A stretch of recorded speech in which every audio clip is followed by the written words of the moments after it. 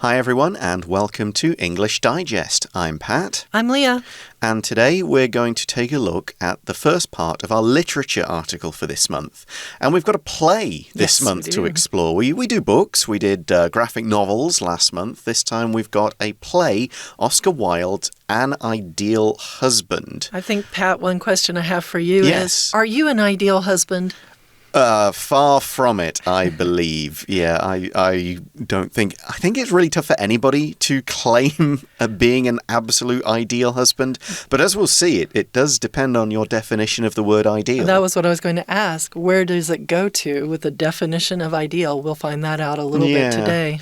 I haven't actually seen this play. I've not been to many plays in the UK for a long time. I used to go to the theatre quite often. I was a drama student. I went to we'd go and see Shakespeare, we'd go and see other stuff that we were studying, whatever, random plays. Do you have any kind of favorite plays out there? I was actually just trying to think of it. For me, I've also have not had a chance to go to that many plays in my lifetime. Instead, I like novels. So for the same fellow who wrote this play, Oscar Wilde, I do like his novel that is quite famous, and that's A Picture of Dorian Gray that we might get into in our day two. Yeah, that's definitely a really cool story. The Tempest is probably my favorite Shakespeare play, just because we studied it. Yeah. And there's a play called An Inspector Calls, which is a sort of weird kind of murder mystery that I've studied, I've acted in. It's just really fun. It sounds like it just from the name alone. Yeah, it's a really fun play, because at the end you're left wondering, what just happened? And with The Tempest, how can you not like Shakespearean works, right? I mean, there's so much artistry in everything he did.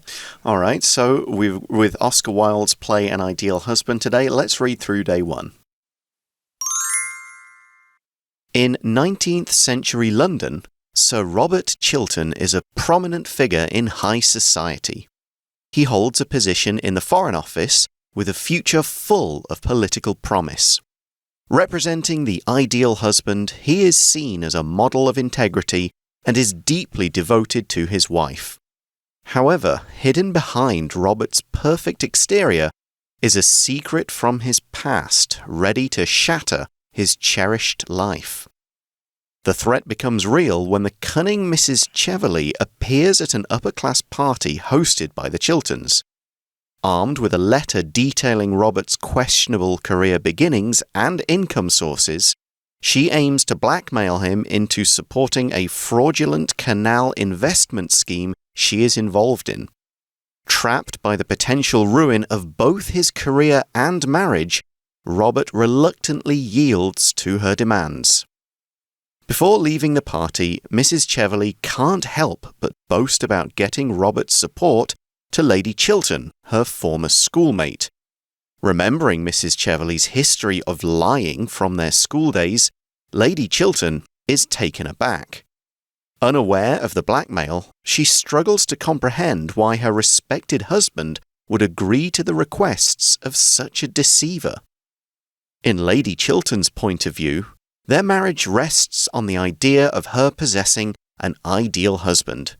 For her, Robert represents her core values, so he must remain flawless and cannot afford any mistakes. Out of desperation, Robert turns to his friend, Lord Goring, who holds unique views on morality and love. The story takes a dramatic turn as various secrets, including the past engagement between Goring and Mrs. Cheverley, come to light. In the midst of these discoveries, can Robert successfully maintain his perfect ideal husband image? Hi, everybody. We're back again. We're going to start into day one now. In 19th century London, Sir Robert Chiltern is a prominent figure in high society. Just to let you know, this is not a real person. We're diving into the play right away, and we know that there is a Sir Robert Chiltern, and he is actually one of the main characters in the story, and he's a prominent and a well-known figure in high society, which means it's a group of people that, well, they have quite a bit of of money or they have quite a bit of power politically or socially. Yeah, they would be the, dukes and the members of the royal family. They'd be the top politicians, maybe some very rich sort of business people, that kind of thing. So he holds a position in the Foreign Office with a future full of political promise. The Foreign Office is, what it means is it's the Department of like Foreign Affairs, or I think in the UK it's now called the Foreign Minister, the Foreign Ministry. Ministries. I'm not sure what the equivalent would be in the US, like Secretary for Foreign International Affairs, something like that, Secretary of something. Yeah, you call your top ministers secretaries. Yes, we do. Yeah. So the Foreign Office was the ministry, the government ministry that dealt with international trade, war, stuff like that. And it says that he has a future full of political promise. That gives us a sense that he's probably not the oldest gentleman you've ever met in a story. He's probably quite young, and he's got a world ahead of him. He's representing the ideal husband, and he is seen as a model of integrity and is deeply devoted to his wife, not his rife. Now, if you are representing the ideal husband, it doesn't necessarily mean you are the ideal husband, but you stand for being the ideal husband. He's a model of integrity. Your integrity is when you show honor or you show good moral values. If you're a person of high integrity, it means that people can trust you. They believe you're not going to lie. And he is deeply devoted to his wife. So he is very much in love with his wife. He is connected to her. He's not going to give up on her no matter what. And to mention here, devoted is an adjective. You can also use it as a verb, devote a song to somebody, or devote your life to an honorable action or honorable charity. So he represents the ideal husband, which means everybody who kind of knows him will talk about, oh, he's the perfect guy. That's the kind of guy I want my daughter to marry. Exactly. That kind of thing. However, hidden behind Robert's perfect exterior, so this outside appearance, is a secret from his past ready to shatter his cherished life. Shatter means break into many, many pieces, completely break. Think of dropping a glass on the floor and how much mess that would make and how many pieces it would break into. So it's kind of a slightly stronger verb than just break. It means it's going to completely break and there's no way you're ever going to be able to put it back together. And in this case, it might shatter his life. So if these secrets or this secret comes up, that's it. Career over, maybe marriage over. He might have to leave the country or, whatever it happens to be. Like gossip might shatter an image you have of somebody. It might just destroy that idea of what you have of somebody being perfect. The gossip changes your mind completely. The threat becomes real when the cunning Mrs. Chevalier appears at an upper-class party hosted by the Chilterns. Well, if you're in high society, you got to have a party. And guess what? There's always people at the party that want to start a little bit of drama. So in this story, that is the cunning Mrs. Chevalier who wants to start some problems. Cunning means you're sly or you're conniving. You're making plots and plans that might do damage to people. And you're quite smart, too. Often we hear the expression, cunning like a fox. Yeah, you're going to do stuff and it's not going to be in a very honest way. You're not someone who's cunning probably doesn't have much integrity. Yeah, if we go back to the earlier word. So we see that armed with a letter detailing Robert's questionable career beginnings and income sources, she aims to blackmail him into supporting a fraudulent canal investment scheme she is involved in. There's a lot of stuff there. Yeah, there's a lot to pick apart. So she's got a letter and this letter has got the secret that Robert has got in his life, his questionable career beginnings. In other words, he maybe did some kind of deal or did something he shouldn't have to get the start in the Foreign Office. So he maybe somebody gave him that job that shouldn't have, or he bought the position instead of studying it, or he didn't graduate from college. I actually know what he did. Okay. He sold a secret to another fellow about this canal, and that secret allowed, when he sold that secret, the guy made lots of money off of it, and Sir Robert got money as well, and that allowed him to have money for high society. Yeah, which is, of course, his income sources. He got rich by selling this secret. So, Miss Chevalier aims to blackmail him. If you blackmail somebody, you say, I know your secret, and if you don't pay me money, I will tell the world. That is blackmail. It is a crime. You can get arrested for it. But she says, in this case, you're not going to just give me money, you're going to support this fraudulent canal investment scheme she's involved in. Fraudulent is another word for fake. It's not real. This investment scheme is obviously just a way to trick people out of money. You say, hey, invest in this canal and you'll get rich. But in fact, you won't. Anybody who invests in this canal is going to just lose their money, and it'll only be Miss Cheverly who gets rich. And a scheme, of course, is a plot or a plan. It's not normally a good thing if you scheme yourself, if you use the verb form and you're scheming to do something. And she is involved in it, or she is connected to it. Trapped by the potential ruin of both his career and marriage, Robert reluctantly yields to her demands. So he gets trapped by this Mrs. Cheverly. She decides to blackmail him, and there is a possibility for ruin, which is the destruction of what? His career and marriage here. So she's not just going to hurt him in his political career, in his life. He's also going to damage her marriage.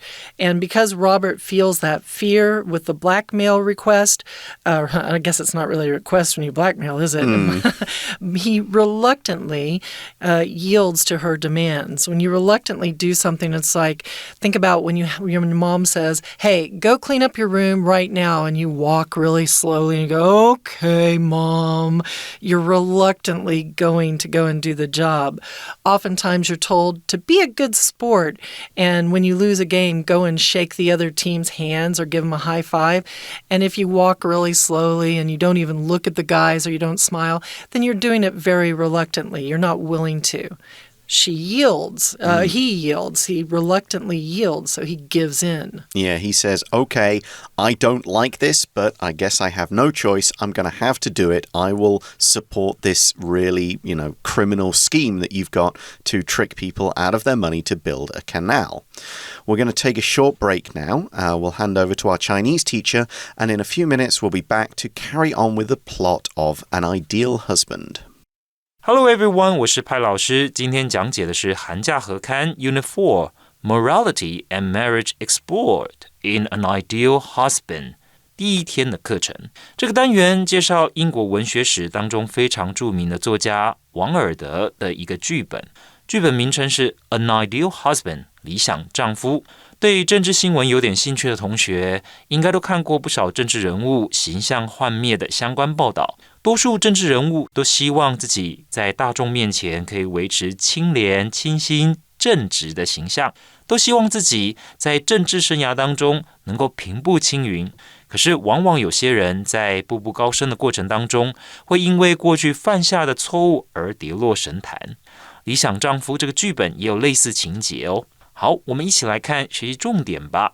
那请同学先看到第一段的第一个句子，这里先介绍这个剧本当中的主角 Robert Chiltern， 也就是齐尔顿爵士。他在上流社会相当的有名 ，a prominent figure in high society。High society 就是上流社会。好，再来我们看到第二个句子，这个爵士他是什么样子的工作呢？我们看到原来他是在外交部门工作的 He holds a position in the Foreign Office， 而且他的政治前途相当的看好 With a future full of political promise。Promise 这个字，请同学特别注意到，这边并不是承诺的意思，而是指呢前景前途。好，再来我们看到第三个句子，这个句子呢是一个分词构句 representing，它在意思上的主词跟后面的主要子句同样指的都是 he， 那也就是我们前面讲的齐尔顿爵士。好，那这边因为是主动，所以我们加上 ing， 就是这位爵士他代表的就是理想丈夫，而且呢是大家视为什么样呢？是一个有为有守的楷模 ，a model of integrity。Integrity 通常呢就是跟人的品格有关的，是很正直的人。再来，我们看到第四个句子，第四个句子呢，这是一个倒装句 ，hidden behind Robert's perfect exterior is a secret from his past. 请同学特别注意的是 a secret from his past 才是真正的主词，这是个倒装句。再来，请同学特别注意到的是 shatter 这个动词，它是粉碎、摧毁的意思。好，那当然有真实的，譬如说我们知道发生地震的时候，那玻璃呢可能会震碎，那当然我们也用 shatter 这个字。像比方说石头啊，不小心或者有些人可能是故意的，把石头丢向玻璃，玻璃会碎嘛。那 The window was shattered by a stone， 就用 shatter 这个字。可 shatter 它也有引申出来描述抽象的什么东西受到破坏了，比方说 The crisis will shatter their confidence， 那这场危机呢会粉碎大众的信心。好，再来我们看到第二段，请同学看到第二个句子，同样的也是一个分词构句。那这边呢，这个 armed with 跟后面主要子句的 she， 它在意思上主词是相同的，都指前面的这个 Mrs. Cheveley。好，那我们请同学特别注意到的是 be armed with。那有时候呢，我们也是说这个人他有什么样子的条件，或者他带着什么样子的东西。那这里就是前面讲的这个 Mrs. Cheveley 呢，他带着一封信。好，那他准备要做什么 ？blackmail him into supporting。所以原来啊，他拿着这封信是要来威胁这个齐尔顿爵士的。再来，我们看到第三个句子。同样呢是分词构句 trapped by， 那由于呢它是陷入，这里是被动的，原本的句子是 Robert was trapped by the potential ruin 好，那这里由于是被动的，所以我们只保留了后面的这个过去分词 trapped。 那请同学注意到的主要子句的动词 yields to 就是屈服的意思。 We'll take a short break and then we'll be right back with part 2 of our article.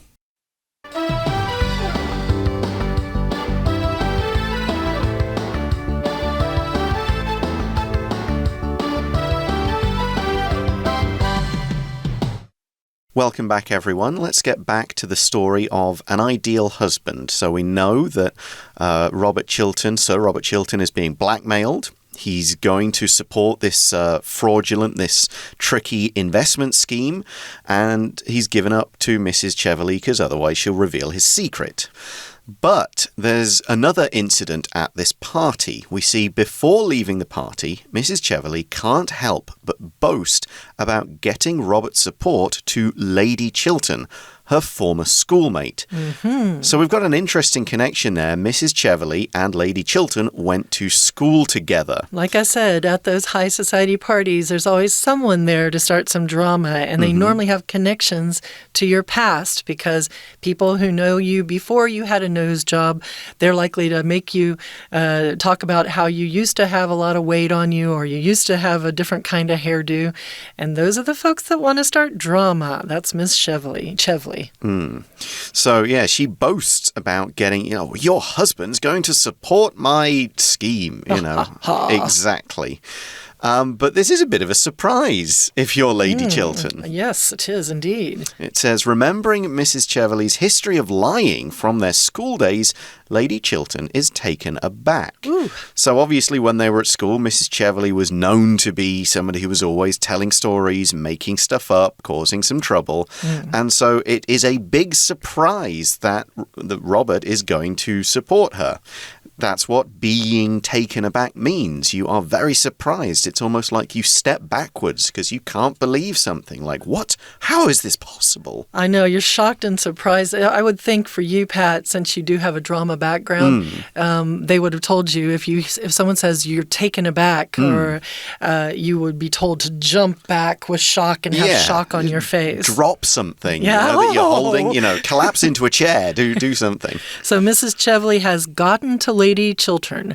Unaware of the blackmail, that is, Lady Chiltern is unaware of the blackmail, she struggles to comprehend why her respected husband would agree to the requests of such a deceiver.